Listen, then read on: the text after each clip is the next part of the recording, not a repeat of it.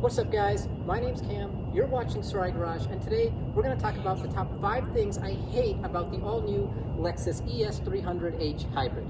Let's get into it. Alrighty guys, we're going to start off this video by talking about the interior. First, I just want you guys to go ahead, take a big look at this interior. It is amazing, look at this. A lot more stylized and a lot more upscale looking than the previous generation ES, which my family actually owns. We own a 2016 ES 300 Hybrid, so I'm very familiar with this interior.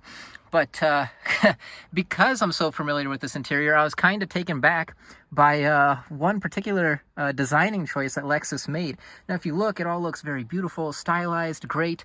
But if you look down here, you'll notice this little hole right here is actually a cup holder. And now they did something really cool with this car where they made it really deep. If you can look, it just goes real deep in there, and it allows you to hold something really long. Like I know a lot of people now use those very tall like metal water bottles, so this would hold that perfectly well. And in the case that you're not, you can just push this button and it'll bring it back up to a normal height, which is, you know, just amazing. Very well thought out. But one thing that they didn't think out is so on my dad's Lexus, there's actually a similar push button to this, but I believe it's on this side or this side. And what happens is a cover actually comes up and covers it. And so what actually happens in this car is both cup holders are individual. So if you only need to use one, you can use the one and keep the rest of your car nice and covered up and looking great. But with this car, I don't know why, although they added that little elevator, they didn't add a cover for this cup holder. So this is a loaner car, and you can see exactly how I got it, kind of dirty. If you make a mess of your cup holders, you're driving around all day long staring at this mess, and there's no way to cover it up. And I know it's like a minor thing, and it's not really a big deal, but it does bother me. I like to try to cover everything up as much as I can when I'm driving and have everything looking nice. It makes you feel good, you know, when the whole car looks nice and clean. So, but that's not a possibility, and I think that's just a little bit of an oversight in Lexus's design with this generation of the ES. Hopefully they'll fix that in a refresh or the next generation. All right, guys, keeping with the interior theme, the second thing I hate about this car is actually right next to that little cup holder. It's actually this. This is the armrest. Now, if you've owned any generation of ES before this, you know this thing is amazing. It is more padded and softer than any other car I've ever been in. You know, BMW 7 Series, S-Class, Escalade got nothing on the padding of an ES on the doors and on the center console. And that's one of the things I love the most about my dad's 2016 ES 300h. You can take very long trips and road trips with ease, and you know, it never starts kind of bottoming out, and you never feel any hardness on these armrests.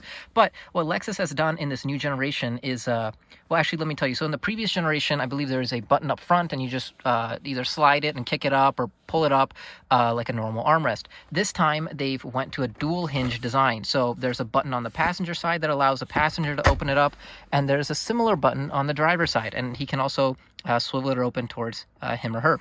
And that is very cool, and it's a cool gimmicky trick, and it looks very fancy. But the problem I found with this dual hinged swiveling design is they had to add the plastic components and mechanism that, you know, work with this dual hinge into the armrest. So like, if you can kind of tell, like, you see how tall it is here? That removed a ton of padding on the armrest. It's covered in the same padding, but it's not padded. And from just driving for an hour, I already bottomed out all the foam, and my elbow was resting on hard plastic. It felt like my cheap little IS 250, which that thing is just basically complete plastic underneath. They didn't even try with foam padding. But with this new generation, I think they really messed up. You know, the whole point of the ES is supposed to be comfort. It's not really a big glitzy you know, design statement. I know they're going for a big design statement with this interior and everything, but this is one thing that I feel like they could have just, that nobody needs it. It's not really that useful. I'd rather personally have the old school Lexus sliders where you slide it back and kick it up a little bit rather than this dual hinge, because personally it's probably going to fail faster. And also it's just not comfortable. It removed a bunch of foam. Doesn't feel nice. Definitely, if you're looking at this car, looking to buy it, take a good 30-40 minute test drive and see if you can feel the difference yourself. The next thing I dislike about the all-new Lexus ES is the lack of the most current technology available on the market. Now, if you've driven any of the competition, you'd know that one of the hottest tech items out there right now is a camera rear view mirror. And now, that has been on the market since around 2015 when Cadillac first introduced it, and since then a lot of auto manufacturers have picked up on it, like Land Rover, and I think Toyota themselves have even picked up on it on some Toyota models. But funny enough, they didn't include it in the all-new ES. Now again, that came out in 2015. This car came out in 2019, so they had 4 years already to figure out a way to incorporate it, and they decided not to. And I believe in 2020, so the second year that this car was released, they already did a update for a lot of things on the inside. They brought the screen forward, they made a touch screen, they did a lot of things, and still they didn't take the time to add a rear view camera mirror. Now, if you haven't experienced it, it's not going to be a big deal for you, but I'm telling you, once you drive a car with a camera rear view mirror, you're not going to want to go back. And it's for me personally, it's probably one of the biggest things I look for in a brand new car, and it's a big setback personally for me that this car doesn't have it. Second of all, speaking of tech, if you look at the center gauge cluster here, the information unit on the very left side of the speedometer, that has been the same for over 10 years, and I mean the absolute exact same.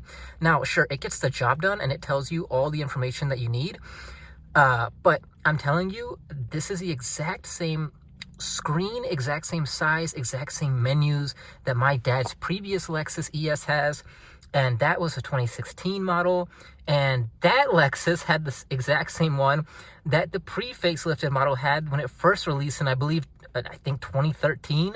So this has been the exact same since 2013, and it is now 2022. And so I wish Lexus would, although like it looks beautiful, right? Don't get me wrong. I like what they did here. I'd like for it to be just a little bit more different, and I wish they would give options to customize it a little bit like Cadillac and Mercedes does. And third, the biggest, and I'm probably going to get some eye rolls for this, complaint that I have in terms of technology is there are no massage seats. If you want massaging seats in a Lexus, I believe the only Lexus model that comes with them is the LS, and that is a big deal breaker for me, because in Cadillacs you can get massage seats in just about everything. Now, to be fair, the competition like Mercedes, I think you can only get massage seats in like the AMG models, but there is no, ESF at all. I mean, there's an F Sport, but that's just like, rims and bumpers. It's not really a different model. So I'd really like for Lexus, if any of the Lexus engineers or design team end up seeing this video, please add camera rear view mirror and massage seats more than anything. You do that and I will buy an ES as my next car. You have my word. Those are the two biggest setbacks in terms of technology that I personally see with this all-new ES. All right, well guys, that's all there is to it. Those were my top 5 dislikes about the all-new Lexus ES 300 Hybrid. As always, I hope you guys found this video entertaining, and I hope you guys found it a little bit informative. And with that all out of the way, I will see you all next video. See ya.